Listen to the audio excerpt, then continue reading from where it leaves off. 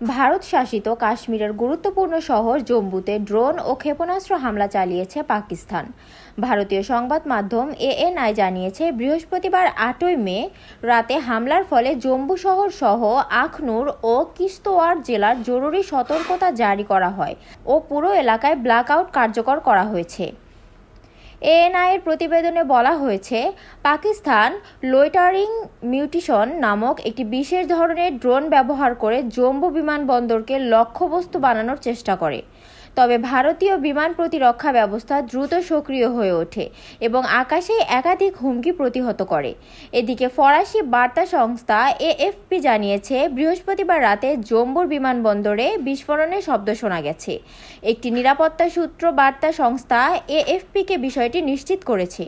সূত্রটি গণমাধ্যমে কথা বলার অনুমতি না থাকায় নাম প্রকাশ না করে জানিয়েছে, বিস্ফোরণের কারণ এখনও নিশ্চিত হওয়া যায়নি।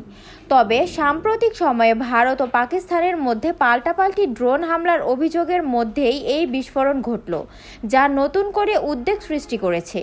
জম্মু ও কাশ্মীরের সাবেক পুলিশ মহাপরিদর্শক শেষপল বৈদ সামাজিক যোগাযোগ মাধ্যমে এক পোস্টে বলেছেন, তিনি প্রবল বিস্ফোরণের শব্দ শুনেছেন।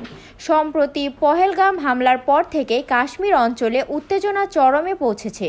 ভারতের দাবি, পাকিস্তান তার সামরিক স্থাপনাগুলোর উপর ড্রোন ও ক্ষেপণাস্ত্র হামলা চালাচ্ছে। অন্যদিকে পাকিস্তান অভিযোগ করেছে যে ভারত তাদের ভূখণ্ডে বেসামরিক স্থাপনা সহ বিভিন্ন লক্ষ্যবস্তুতে হামলা করেছে। এই হামলার প্রেক্ষাপটে সীমান্ত অঞ্চলের নিরাপত্তা আরও জোরদার করা হয়েছে। অঞ্চল জুড়ে নতুন করে উত্তেজনা বাড়ছে। চণ্ডীগড় শহরের প্রশাসন বলছে, বিমান হামলার সংকেত দিতে সাইরেন বাজানো হচ্ছে এবং দ্রুত ব্ল্যাকআউট করে দেওয়া হচ্ছে। জম্মুর আরেক শহর রাজৌরিতে প্রশাসন ব্ল্যাকআউট করে দিতে সাধারণ মানুষকে অনুরোধ করেছে।